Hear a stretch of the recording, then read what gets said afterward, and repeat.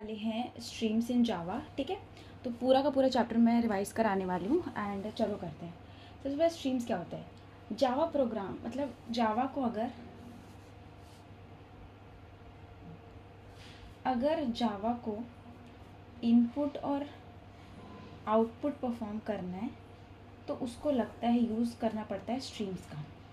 ठीक है, स्ट्रीम एक ऐसा एक इंटरफेस प्रोवाइड करता है। ठीक है, और जो स्ट्रीम है ना वो लिंक्ड रहता है, कनेक्टेड रहता है किससे, फिजिकल डिवाइस से। तभी तो आप कीबोर्ड में आप वो कर पाओगे, कीबोर्ड में एंटर करोगे तभी तो वो कर पाओगे। ठीक है, तो परफॉर्म करता है इनपुट आउटपुट। और स्ट्रीम्स क्या कर सकते हैं, या तो क्या कर सकते हैं, या तो प्रोड्यूस कर सकते हैं इन्फॉर्मेशन, या तो कंज्यूम कर सकते हैं इन्फॉर्मेशन। ठीक है, तो जो दो तरह की स्ट्रीम होती है वो जैसे स्ट्रीम्स है ना, अब ये डिवाइडेड है टू टाइप में। एक है बाइट वाले और एक है कैरेक्टर वाले में। ठीक है, तो बाइट वाला क्या करता है, इनपुट और आउटपुट डेटा अगर आपको हैंडल करना है जो बाइट में लिखा हो, बाइट वाले को हेल्प करता है वो करने में। और जो कैरेक्टर है वो हेल्प करता है हैंडल करने में इनपुट और आउटपुट ऑफ कैरेक्टर्स। ठीक है, अब ये बाइट में हेल्प करता है। ठीक है, और आउटपुट ऑफ बाइट्स। और ये क्या है ना, ये कैरेक्टर जो है ना, इसकी एक और खासियत है कि यूनिकोड यूज़ करता है। अब यूनिकोड क्या होता है, यूनिकोड क्या करता है, इंटरनेशनलाइज, मतलब आप हर लैंग्वेज में इसको जनरेट कर सकते हो, पढ़ सकते हो, इसको यूज़ कर सकते हो। अब स्ट्रीम, अब क्लासेस, अब आपको इसको लगाना है, इसको यूज़ करना है तो आपको क्या लगेगी, क्लासेस लगेगी।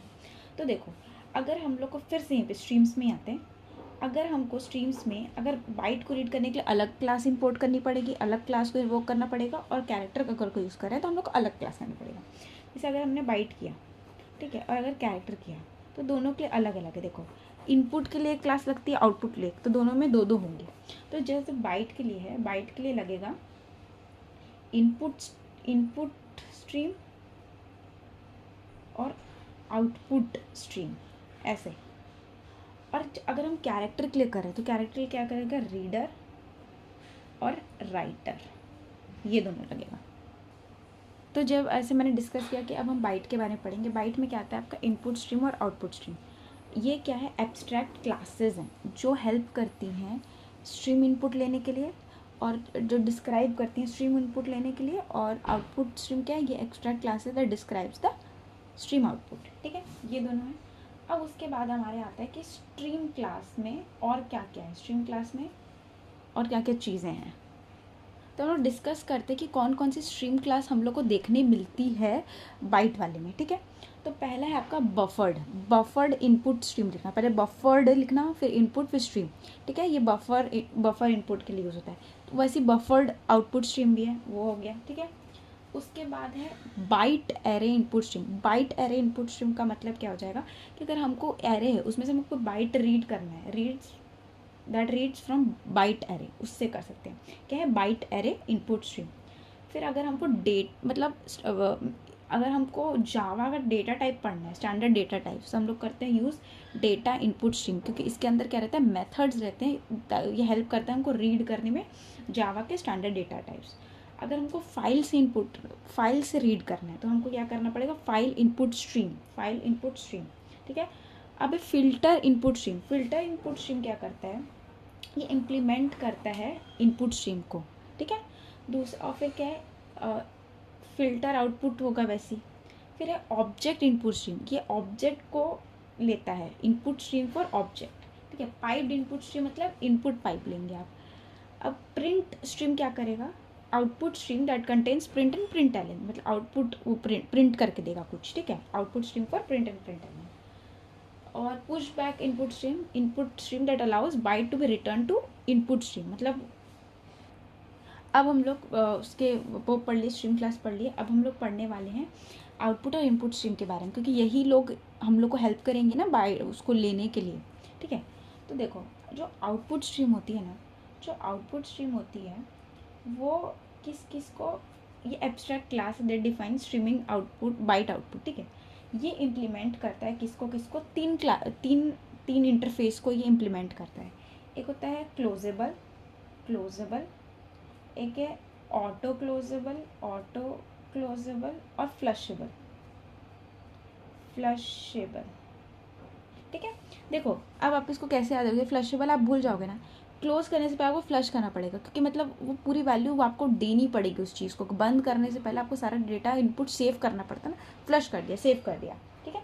तो ऑटो क्लोजेबल, क्लोजेबल और एक है फ्लशेबल। तो 3 क्लासेस जो होते हैं, 3 इंटरफेस को इम्प्लीमेंट करता है आउटपुट स्ट्रीम, ठीक है।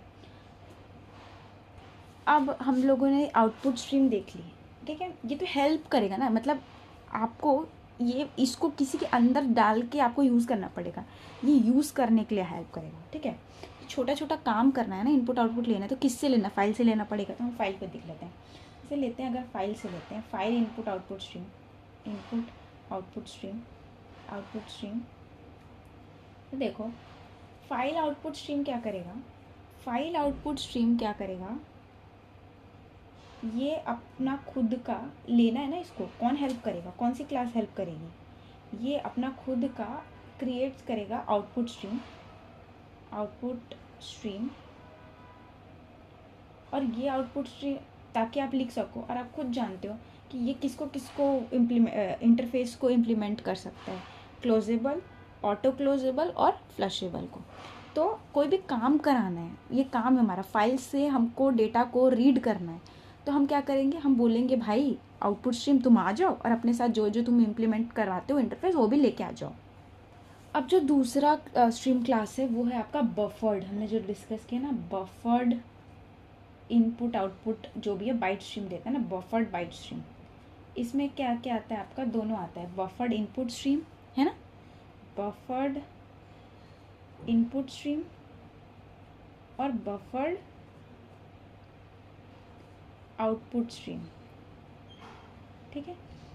अब आप ये देखो कि बफर्ड स्ट्रीम का क्या हेल्प है। देखो हम लोग जब भी आईओ ऑपरेशन परफॉर्म करते हैं ना, तो हम डायरेक्ट जो सीपीयू होता है ना, इनपुट आउटपुट के जाता है, वो हम लोग अपने डायरेक्ट उसको बोलते हैं, कीबोर्ड को बोलते हैं, जो भी आपका एक्सटर्नल डिवाइस है, प्रिंटर को बोलते हैं।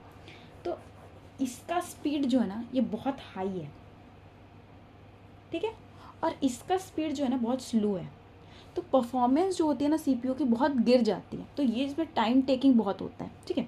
तो हमने क्या किया, यहाँ पे हम लोगों ने एक बफर अटैच कर दिया, ये बफर है, ठीक है, मेमोरी बफर है ये, वही बीच इंटरमीडिएट में लेगा, ये इनपुट आउटपुट डायरेक्ट नहीं लेगा, ये जो है ना मेमोरी लगा दी और फिर इससे लेगा, इससे काम कराएगा। तो ये जो बीच में मेमोरी है ना, ये क्या काम करती है, इसका एडवांटेज ये है कि एक टाइम पे एक से ज़्यादा बाइट को रीड व राइट कर सकती है, ठीक है।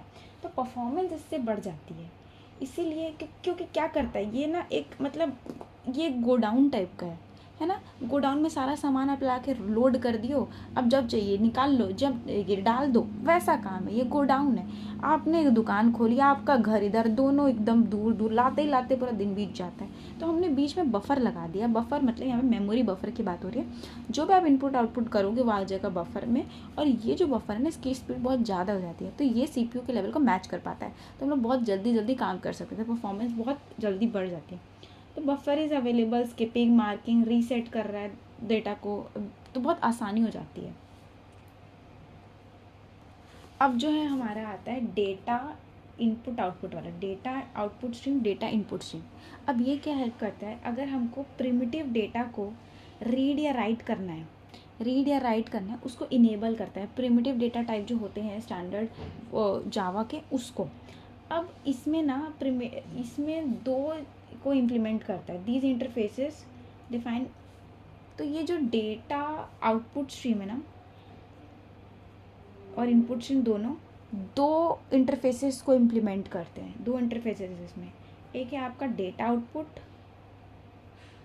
और एक है आपका डेटा इनपुट, ठीक है। याद रखना ये स्टैंडर्ड जो हमको प्रिमिटिव डेटा टाइप को अगर हमको चेंज करना है, रीड करना है, राइट करना है, उसके लिए हेल्प करता है। अब एक एक करके हम सारी क्लासेस देखते हैं, ठीक है। अब हम आ गए एक एक फाइल इनपुट। अभी तक हमने क्या करा, फाइल कर लिया, फाइल को हमने देखा कि अच्छा एक फाइल स्ट्रीम होती है, उसमें हमको मिलता है file input stream, file output stream, ठीक है। वैसे आपने देखा कि डेटा स्ट्रीम होता है, उसमें क्या होता है, data input stream, data output stream. एक हमने देखा बफर्ड स्ट्रीम है, बफर्ड स्ट्रीम में क्या क्या आता है आपका, बफर इनपुट स्ट्रीम और बफर्ड आउटपुट स्ट्रीम आता है, ठीक है। तो हम उन्हीं सबको अब देख रहे हैं कि एक एक वो जो फाइल स्ट्रीम था उसके अंदर ये जो आता था इनपुट और आउट, फाइल इनपुट और आउटपुट वो क्या क्या करते हैं, ठीक है। तो फाइल इनपुट स्ट्रीम क्या करेगा, ये ऑब्टेन करता है इनपुट बाइट्स। कहाँ से, इनपुट बाइट्स कहाँ से मिलेगा इसको फाइल से मिलेगा, जो कि एक फाइल सिस्टम में होगा, ठीक है।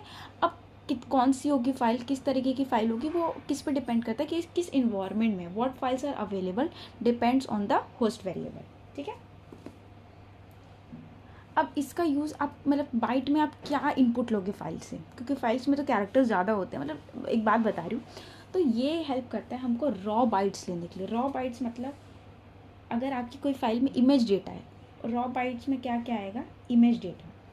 तो अगर आप बोलो कि नहीं हमारे तो फाइल में कैरेक्टर भी है, तो हमने देखा था कि अगर कैरेक्टर क्लास को हमको करना है तो हमको रीडर और राइटर लेना पड़ेगा ना। रीडर और राइटर क्लास है ना, इसमें रीडर राइटर क्लास है। तो वहाँ पे हम लोग को अगर लेना है तो हम लोग क्या लेंगे, फाइल रीडर लेंगे। अगर हमको कैरेक्टर लेना है किसी फाइल से, ठीक है, इनपुट में, तो हम क्या करेंगे, उसके लिए फाइल रीडर का यूज़ करेंगे। किसका यूज़ करेंगे, फाइल रीडर का। पर अगर हमको रॉ बाइट लेनी है, ठीक है, तो जैसे इमेज डेटा हो गया, वो किससे लेंगे हम लोग, फाइल इनपुट से। अब इनपुट का काम हो गया, अब फाइल आउटपुट का क्या होगा। फाइल आउटपुट हेल्प करता है हम लोग को क्या करने में, हेल्प करता है writing data to a file. अगर आपको डेटा लिखना है फाइल में तो आप किसका यूज़ करोगे, डेटा लिखना है आपको फाइल में, डेटा फाइल में लिखना है, या फिर फाइल डिस्क्रिप्टर में लिखना है, मतलब उसके डिस्क्रिप्टर में, फाइल या फाइल के डिस्क्रिप्टर में आपको लिखना है तो आपको किसका यूज़ करना पड़ेगा, फाइल आउटपुट स्ट्रीम का। अब ये डिपेंड करता है कि फ़ाइल अवेलेबल है कि नहीं, या फिर हमको बनानी तो नहीं पड़ेगी। तो क्योंकि वो करना है ना, हमको लिखना है, तो अगर आप उसके लिए एक नई फाइल भी बना सकते हो, एग्जिस्टिंग फाइल में भी लिख सकते हो, तो डिपेंड करता है। तो ये डिपेंड करेगा कि आप कौन से प्लेटफॉर्म पे हो, और ये भी इसमें भी आप क्या लिखते हो। आप रखते हो रॉ बाइट्स। रॉ बाइट्स क्या है, इमेज डेटा, ठीक है। अगर इमेज डेटा नहीं, हमको कैरेक्टर लिखना है, हमको कैरेक्टर लिखना है, तो हम क्या करते हैं, जैसे कि मैंने आपको पहले भी बताया था कि अगर हम कैरेक्टर्स को यूज़ करते हैं, रीडर और राइटर, तो हम करेंगे राइटर यहाँ पे, ठीक है, फाइल राइटर यूज़ करेंगे। तो अब हम इसी फाइल वाले इनपुट स्ट्रीम और आउटपुट स्ट्रीम को यूज़ करके एक प्रोग्राम लिखते हैं। मैं आपको पूरा एकदम स्क्रैच से लिखना सिखाती हूँ।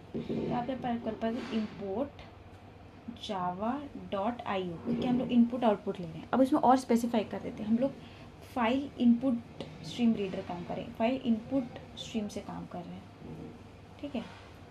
वैसे ही इनपुट को भी करें तो आउटपुट को भी आपको करना पड़ेगा। तो हम क्या करेंगे, इंपोर्ट करेंगे java.io.file आउटपुट स्ट्रीम, ठीक है, ये हो गया। अब हम जैसे पब्लिक क्लास बनाते हैं, पब्लिक क्लास एग्जाम्पल करके बना देते हैं, ठीक है, एग्जाम्पल बना रहे हैं, और ये आप अपना पब्लिक स्टैटिक वॉइड मेन लिख लो, ठीक है। अब देखो ये जो है ना, हो सकता है कि अगर हम किसी के ऊपर लिखना चाह रहे हैं, वो फाइल है ही नहीं, तो हमको तो एक्सेप्शन आ जाएगा। इसलिए हम यहाँ पर ट्राई कैच ब्लॉक का यूज़ करते हैं। तो हमने ट्राई को ओपन किया, और ओपन करके हमने क्या कर दिया, पहले हम क्या करते हैं, आपको पहले लिखना पड़ेगा ना फाइल में, तभी तो आपको आएगा।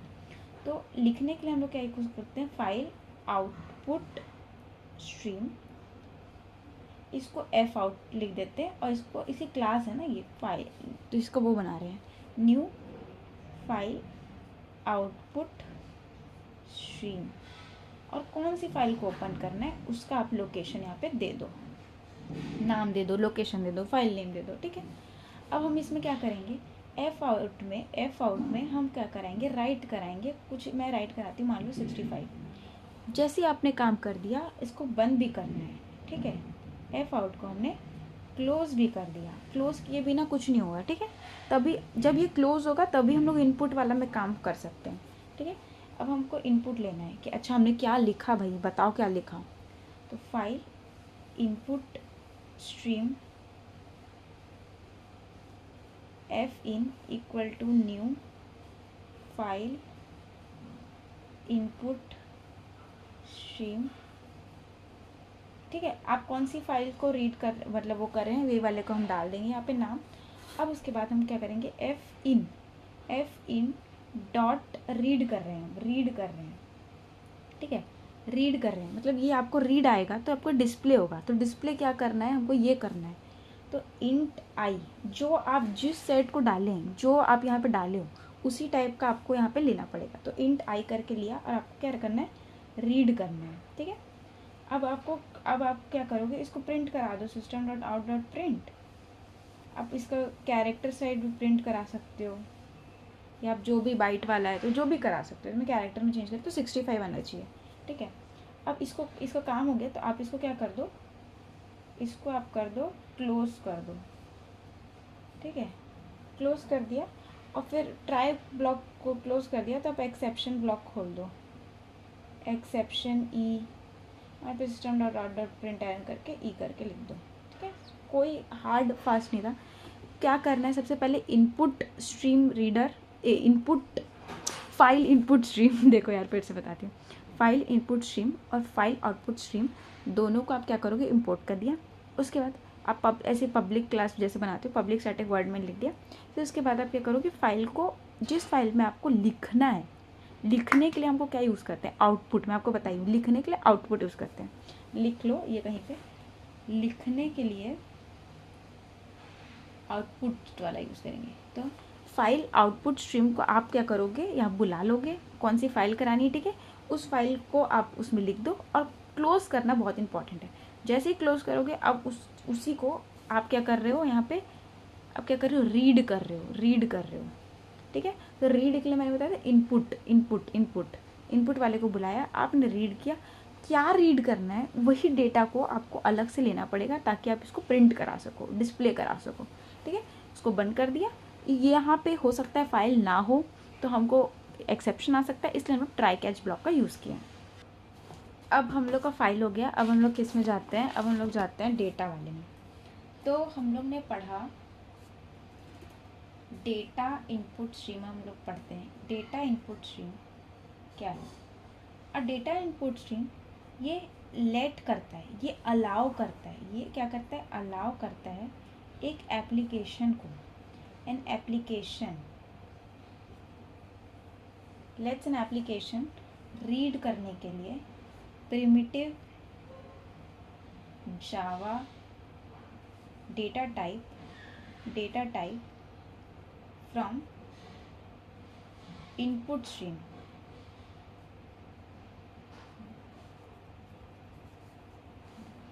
input stream in machine independent way। इसका बोलने का मतलब ये है कि देखो, डेटा इनपुट स्ट्रीम ये ना एक बड़ा काम है, किसी प्रिमिटिव डेटा टाइप को स्टैंडर्ड रीड करना, ठीक है। इसके लिए हमको एक एप्लीकेशन लगता है, इसमें मेथड्स होते हैं, वही उसको एप्लीकेशन बोल रहा है। तो ये बोलता है, ये पावर देता है एक एप्लीकेशन को कि अच्छा ठीक है, तुम उस इनपुट स्ट्रीम से ना तुम क्या करो, तुम प्रिमिटिव जावा डेटा टाइप रीड कर लो, ठीक है। और जो तुम कर रहे हो वो जो काम है वो ऐसे करना कि वो मशीन इंडिपेंडेंट हो। तो मशीन इंडिपेंडेंट के लिए हमें एक्सटर्नल कुछ लगेगा। अगर मशीन डिपेंडेंट होता तो नहीं होता, पर अगर मशीन इंडिपेंडेंट है तो हमको एक थर्ड पार्टी को इंट्रोड्यूस करना पड़ेगा, एप्लीकेशन। तो एप्लीकेशन जो होता है ना, वो रीड करता है आपका प्रिमिटिव जावा डेटा टाइप को इनपुट स्ट्रीम से। कैसे, मशीन इंडिपेंडेंट वे में। अब एक और बात है कि